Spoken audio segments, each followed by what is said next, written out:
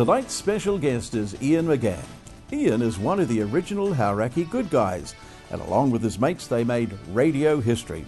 But today Ian is a concert promoter and the man behind the sellout tour of the Glenn Miller Orchestra in New Zealand.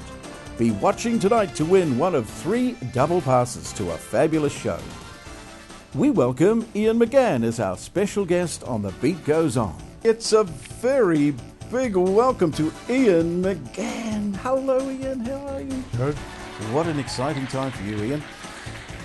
Bringing to New Zealand, well, our mum and dad, we loved the Glenn Miller Orchestra, didn't we? From the Second World War on, their music was the pop music of the day.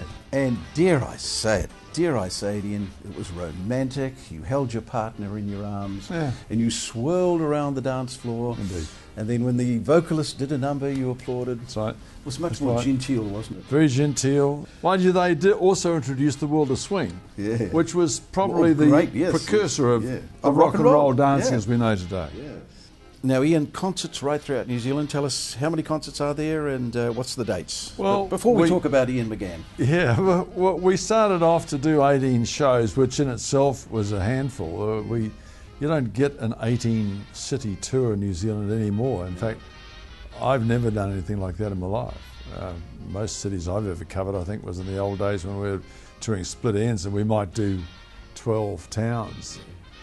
18 this time. 18?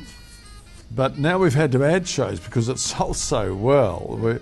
We've gone to 30 shows over 31 days. Can I warn our viewers that later towards the end of the program we're going to be giving some tickets away? Can I give them a little warning to be watching? We'll get on to that in just a moment. I want to talk about Ian Magan too.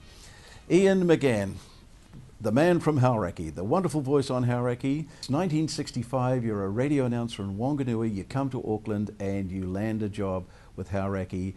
At what stage? They were just about to go out to sea, were they? Yeah, I was sort of hauled into it by Paddy O'Donnell, who was an old mate of mine, the late Paddy O'Donnell, who I'd worked with in Wanganui in broadcasting.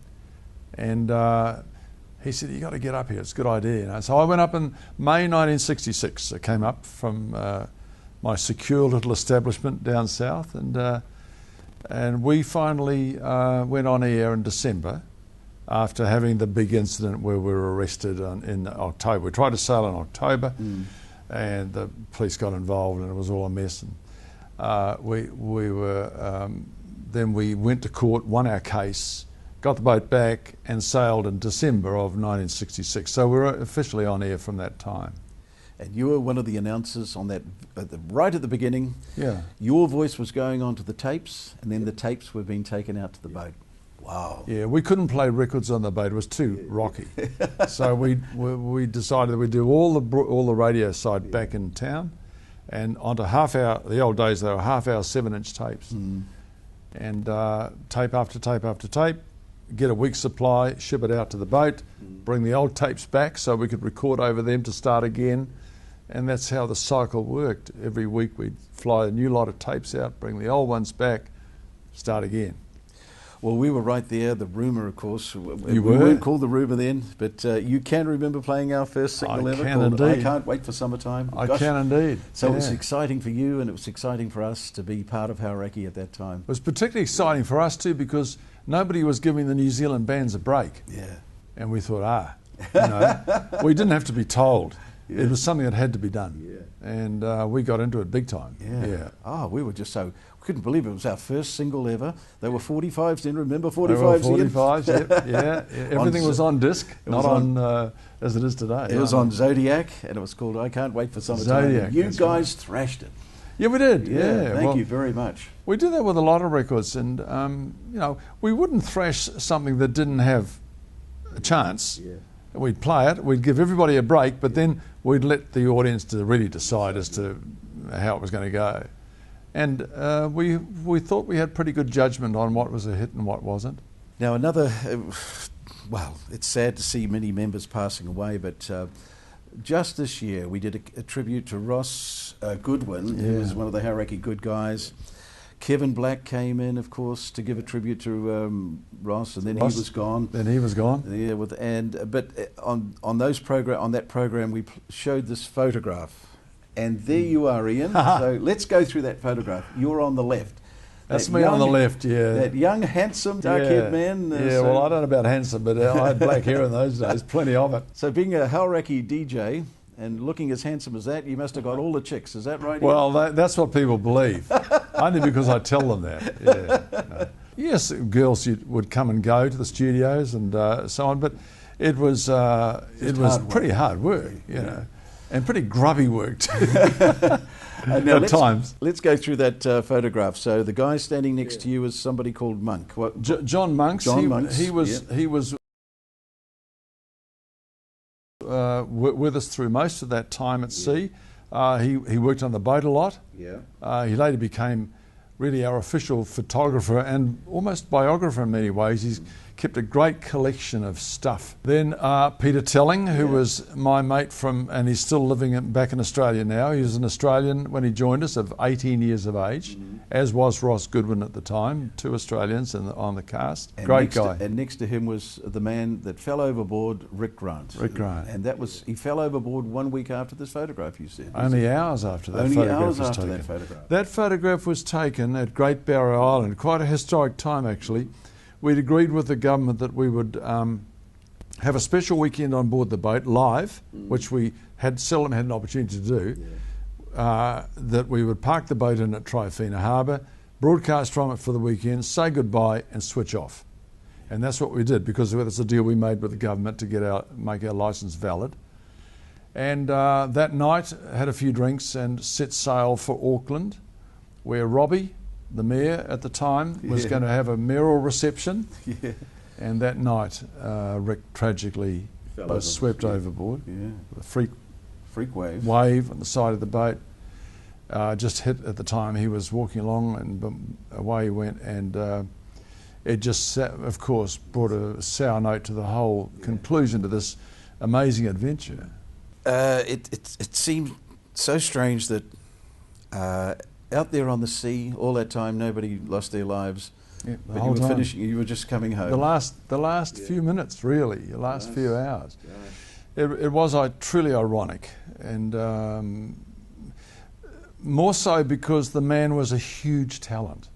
Like, we all get nice things said about us as good announcers and popular disc jockeys and good guys and so on, but the real talent was in Ric Grant. He was a born communicator. He was a born disc jockey. He would have gone on to. He could have gone anywhere in the world and made a fortune for himself because he had this inner talent that only a few people have, and I don't count myself in that select group. Now, all this history that you're talking to me about tonight, Ian, is there's 2 movies. Well, there's a documentary drama coming out, and there's a movie coming out. Yep. And you're appearing in the documentary drama, which will be on TV1, I imagine, or one of the major stations. Yes, I believe so. We don't know too much about when it's being broadcast, but we know it's been finished. Yeah. It's and you've actually seen it? Pirates of the Airways. Pirates of the Airways, and made by 2 delightful ladies from Wellington, who have put a huge amount of resource and time into this thing. And I believe have told our story in a very interesting way. About 5 of us have had the privilege of viewing it from the originals. Dave Gapes was there that night, and about a month ago we saw it. And yeah, it's a very interesting portrayal.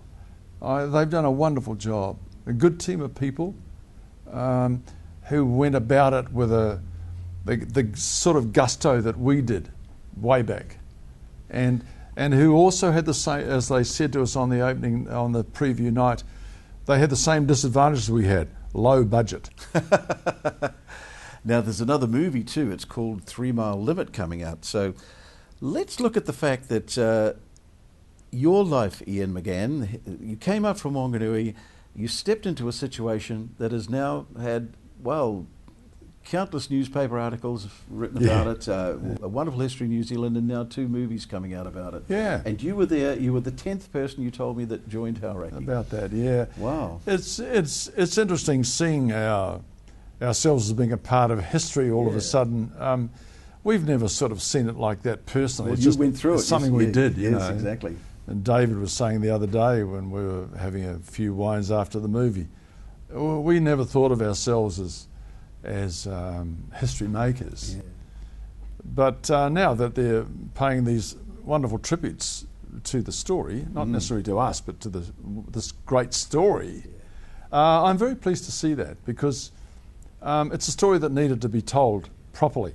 Well, look, Ian, you and I could probably talk about this for another 5 or 6 hours. I mean, I lived through it. It was wonderful days. But let's get back to the reason you're here tonight. It's the Glenn Miller Orchestra touring New Zealand. We're going to give away 3 double passes to 3 of our lucky viewers to see the Glenn Miller Orchestra in Auckland, because all the other seats have gone, but you've got Auckland left. You've opened the new shows. We've got one more show on Saturday the 29th of June. On Saturday the 29th? Saturday the 29th of June. Of June, yep. Excellent. Now we need a question, Ian. What about one of his wonderful songs? There was a great song called Boogie Woogie Bugle Boy from Company B. Okay. All our viewers, if you'd like to email Gerard at The Beat Goes On, and that's it's Company B. That's the answer that you've got to give us, and we'll select, and make sure that you give us your address, because we need to send you the tickets for the 29th of June. So that's how simple it is. Good. Just email me, and a big thanks to you, Ian, for donating this prize to our viewers. Pleasure. Thank you very much. Pleasure. And just to let people know, the orchestra, when you say the Glenn Miller Orchestra, of course, Glenn Miller has left us a long time ago, but they've got together an orchestra that is, what's the history of this particular orchestra? Well, the beauty of it is that it is, as far as possible, you can say it's the real thing. It's licensed by the Glenn Miller family out of New York. It's full of talented musicians, some of them in their 80s, who play the most magnificent instruments. They play the instruments so well. So and they're playing the exact arrangements as written by Glenn Miller himself. It is not a derivation. It's not a copy situation. It is the only licensed orchestra Glenn Miller. for Glenn Miller music in the world. And I think that's why it's sold so well, because we're selling a piece of not just nostalgia, but a piece of music history here that's never really been presented in this country. Ian, it's just been great to see you again. Pleasure, Gerard. We've known each other a long time, but long time. It's always good to catch up on The Beat Goes On, isn't it? You bet your life. Thoroughly enjoyed it. Thank you. Thank you, Ian.